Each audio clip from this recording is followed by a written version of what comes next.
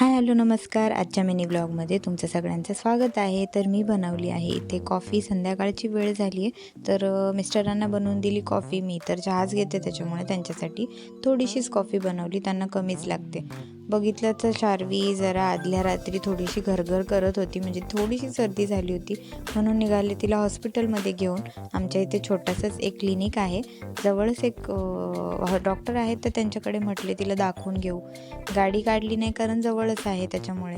मग निघाले तिला घेऊन, अशी गुडपून घेतली कारण थोडीशी थंडी होती.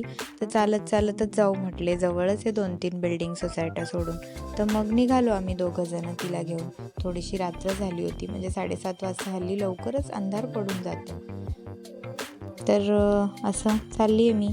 तिकडनं आले आणि ही औषधं दिली त्यांनी, एक अँटीबायोटिक आणि एक सर्दीचं औषध. त्याच्यामध्ये होतं पॅरासिटामॉल वगैरे.